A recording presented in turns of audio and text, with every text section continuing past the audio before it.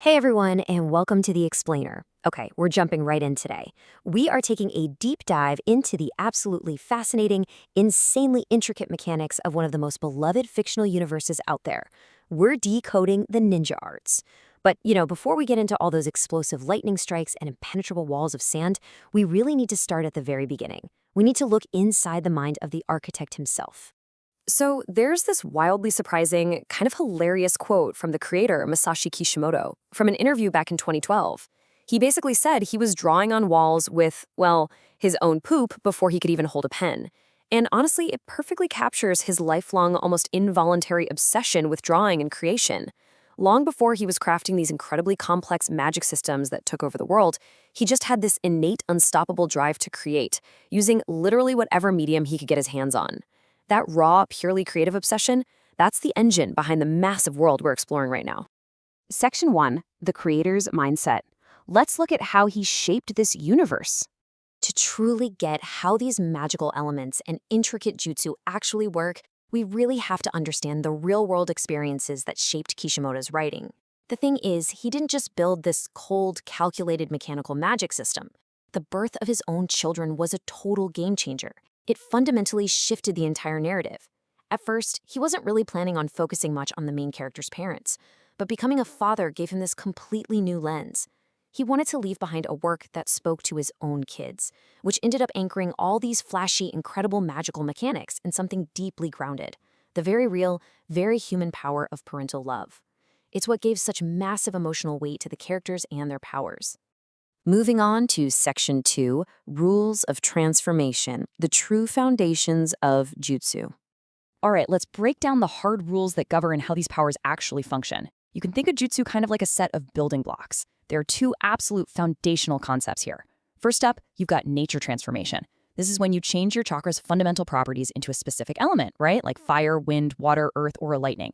Then you have shape transformation, which is where you alter the actual physical form, the shape, and the movement of that raw energy. And here's the kicker. To pull off the really devastating top-tier techniques in this world, a shinobi absolutely must master both of these building blocks at the exact same time. And this is where the underlying math of advanced jutsu combinations gets incredibly cool.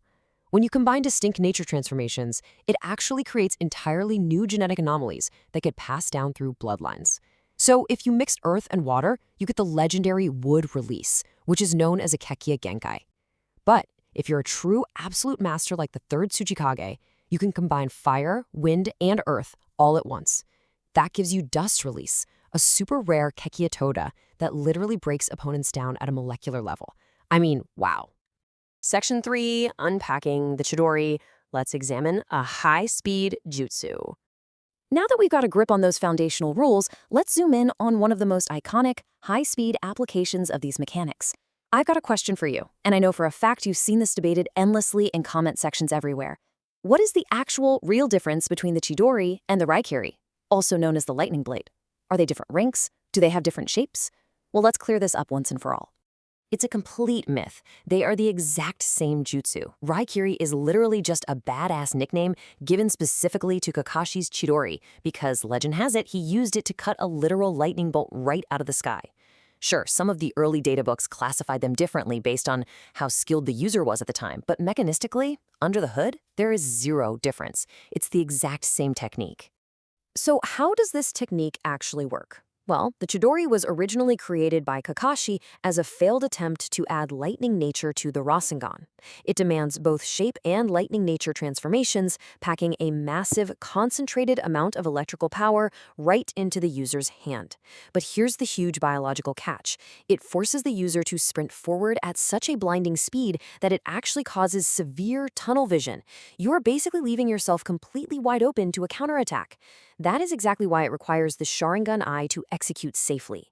Without those enhanced ocular reflexes to perceive an enemy's counter, using this assassination tool is pretty much a guaranteed death sentence. And knowing that, you really have to consider the sheer, unbelievable absurdity of Sasuke Uchiha's genius when he learned this move. A lot of fans think he went off and trained for a solid month to get it down. Nope. If you look at the timeline, he woke up from a coma on day 15 and met up with Kakashi. By day 24, he was waking up from his final training session. 9 days. In just 9 days, Sasuke managed to physically replicate Rock Lee's insane speed, discover his lightning nature, master the transformation, and apply shape manipulation to learn an A-rank assassination jutsu entirely from scratch. 9 days. That is just unreal. Section 4, Arsenal of Lightning, Evolving Techniques. Let's broaden our scope for a second and explore how a few different characters take these exact same rules of lightning release and use them in wildly different ways. The diversity here is just incredible. You've got Tsunade using body pathway derangement, where she actually shoots an electrical field straight into her opponent's nervous system. It completely scrambles their brain signals. So you try to move your arm and your leg kicks instead. It's terrifying. Then look at Sasuke's Kirin. He bypasses his own chakra limits by tapping into real natural thunderclouds to launch an environment-altering strike that hits in 1,000th of a second. No way you're dodging that. And contrast both of those with the Raikage, who literally wraps himself in lightning chakra like a suit of armor to bounce off incoming attacks and deliver a devastating wrestling move, the Liger Bomb. The huge takeaway here is how these techniques naturally evolve over time based on exactly what the user needs. Sasuke evolved his Chidori by flowing it directly through his sword, creating the Chidori Katana, which magically numbs anyone it cuts. Later on, he took it to the absolute extreme with Indra Zero, a god-level attack that combines his Susanoo with the chakra of all nine-tailed beasts. Kakashi, on the other hand, had to adapt out of sheer necessity. After he lost his Sharingan, he couldn't safely use his signature lightning blade anymore because of that deadly tunnel vision effect we talked about. So what does he do? He invents purple electricity, this highly versatile, multi-directional alternative that completely removes the need for that blind high-speed sprint. But listen, if we're talking about raw, concentrated, absolute, piercing power, it all boils down to one single number: 1. The third Raikage's ultimate attack, the Hell Stab, channels all of his immense lightning chakra, not into a huge, flashy explosion, but directly into his fingertips. And it reaches its absolute, most destructive form when he concentrates all of that dense energy down to just a single finger. It is so ridiculously dense that he can pierce straight through virtually any Earth-style defense with his bare hands.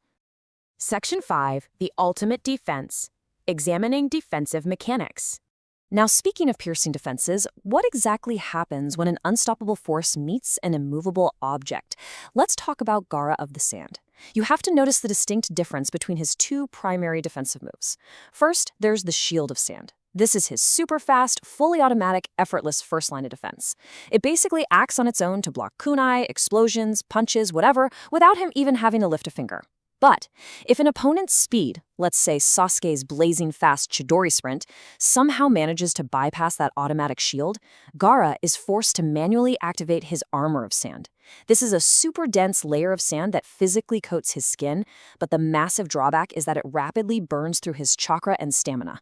So the absolutely crucial point here, and the thing that really brings this whole explainer full circle, is asking why that shield of sand moves entirely on its own. For years, Gaara, and honestly all of us watching, just assumed it was the Shikaku demon inside him protecting its host. But actually, scratch that, it's not the demon at all. It is literally fueled by Karura's spirit, his late mother. Her love for Gaara was so fiercely powerful that it actually manifests in the physical world as his absolute impenetrable defense, guarding him from beyond the grave.